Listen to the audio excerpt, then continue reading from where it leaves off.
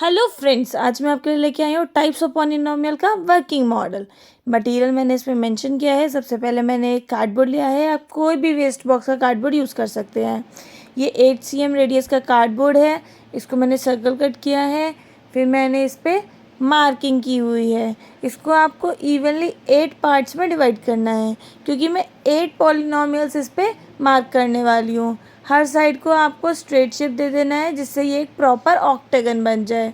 आप डायरेक्टली चाहें तो आप डायरेक्टली भी ऑक्टागन ड्रॉ कर सकते हैं, और इसका साइज़ भी अगर आपको ज़्यादा बड़ा रखना है तो आप रख सकते हैं, बट उससे इसके वर्किंग में थोड़ा इश्यू आएगा। इट इज़ बेटर कि आप सेम ही साइज़ का इसको रखो।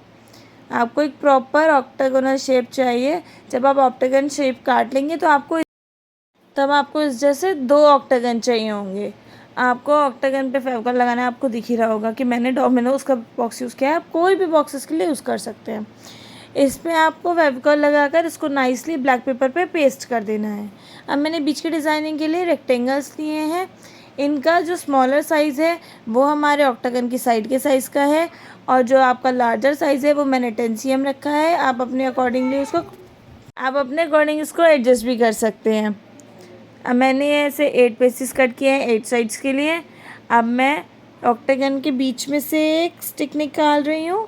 ये मैंने स्क्वीज़र लिया है। आपको कहीं भी मार्केट में स्टेशनरी शॉप पे इजीली मिल जाएगी, और स्टेशनरी शॉप पे ना मिले तो आप इसको डिस्पोजेबल मटेरियल वालों के यहाँ से भी बाय कर सकते हैं।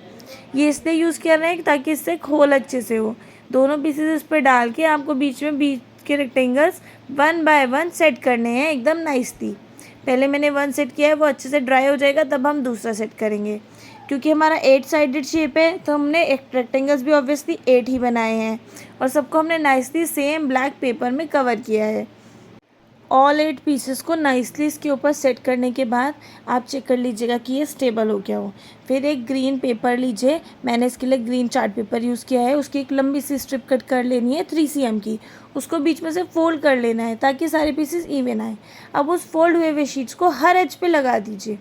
जो सेंटर के एज हैं, जो साइड्स के एज हैं, मैंने सब इससे कवर कर दिए हैं। आप कोई और कलर चूज़ करना चाहें तो आप कर सकते हैं। मैंने अपने कॉम्बिनेशन के अकॉर्डिंग लाइट ग्रीन चूज़ किया है।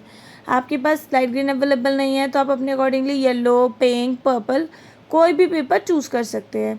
जब आप सारी साइड्स कवर कर देंगे तो ये कुछ इस तरह का दिखेगा। उसके बाद आपको कलरफुल पेपर लेने हैं, और इनसे आपको 8 स्लिप्स कट करनी है। ये फोल्डेबल बनानी है आपको, ताकि आप इसको ओपनेबल बना सकें।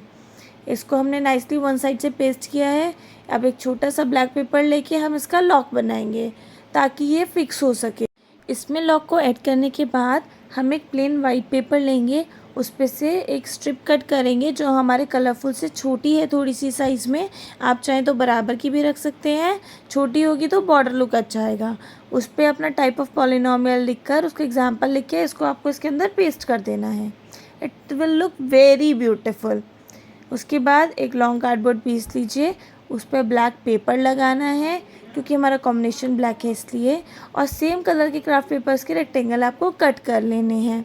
कार्डबोर्ड की साइज़ आप अपने अकॉर्डिंगली एडजस्ट कर सकते हैं। मेरे कार्डबोर्ड की साइज़ 30 cm की है। और फिर मैंने इस पर सिक्वेंशियल तरीके से सारे पेपर स्टिक कर दिए हैं। ध्यान रखिएगा सीक्वेंस ख़राब नहीं होने चाहिए।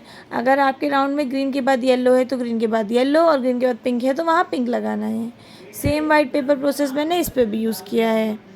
बेस के लिए मेरे पास कोई बिग साइज़ का बॉक्स नहीं था, तो मैंने 2 स्मॉल बॉक्स लेकर उनको आपस में ऐड कर दिया है। ये रैपिंग शीट के बॉक्स हैं, ये आपको इजीली घर में मिल जाएंगे। आप कोई भी बॉक्स इसके लिए यूज़ कर सकते हो। इसको मैंने पिंक कलर के चार्ट पेपर से कवर किया है।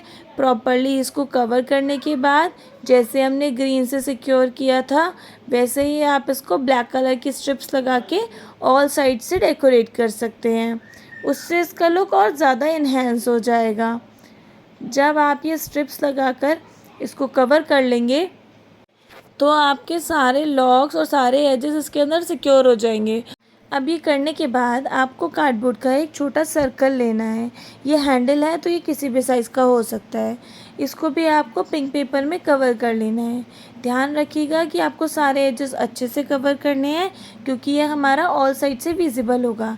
जब आप इसका एक साइड का पेपर लगा लेंगे, उसके बाद आपको दूसरी साइज़ के पेपर के लिए सेम साइज़ का सर्कल कट करना है और इसे नाइसली दोनों साइड से कवर कर देना है।